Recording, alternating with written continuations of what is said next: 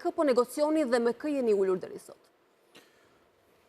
Për të ullur me faktor politik, nuk kemi ullur zyrtarisht me asnjë faktor politik. Prandaj kjo është tryeza e parë që po bëhet, ku do ftohen intelektual dhe faktor politik, pra një tryezë qytetar politik, njerëz me influencë në shoqëri, për të diskutuar se në këtë kohë historike që Shqipëria është zhytur në një krizë, pra është në një krizë legitimiteti qeverisës, dalin skandale, dalin përgjime, është e qartë që 11 maj ishte një farsë elektorale që lindi një fuqi dhe më të madhe arrogante qeverisëse dhe tani e cila po shkrumbohet nga përgjimet dhe skandalet e videove si të Gjysagasit apo dhe përgjimeve të telefonit Ervis Berberit.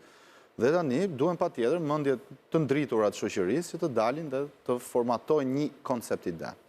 Ne nuk e kemi ndaluar asnjëherë artikulimin e qeverisë teknike, puna është që rrethanat nuk kanë qenë gjithmonë më të volitshme për të sjellë situatën drejt nevojës imediate të qeverisë teknike. Vetëm që e keni artikuluar, por e keni bërtitur fort idenë e qeverisë teknike, por nuk keni arritur asnjëherë në objektiv për të realizuar atë. Dakord, por sot është më afër se kurrë. Pra, Shqipëria ka pasur një herë qeveri teknike, që është pajtimi kombëtar i vitit 97. Në 2017 nuk quhet qeveri teknike, sepse kryeministri mbeti në detyrë, ishte politik, ministrat ishin politik.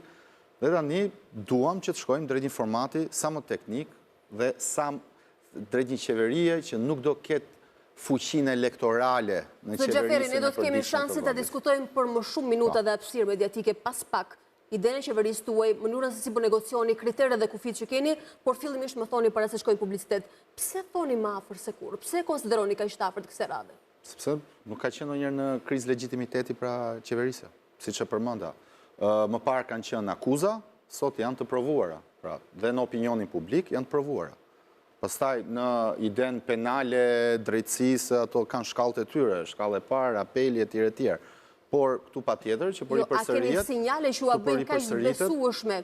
Edhe këtë skenar që ju e keni të mirë menduar dhe proklamoni prekosh, po ka qenë i parealizueshëm praktikisht. Pse kësaj radhe keni indikacione që do duhet bërë dhe po e bëni punën konkretisht në tavolinë? Sepse sot po përsëritet dhe po bëhen të gjitha, le themi, ato planetet që po rreshtohen, që po ripërsërisin skenarin e Gruevskit në 2015.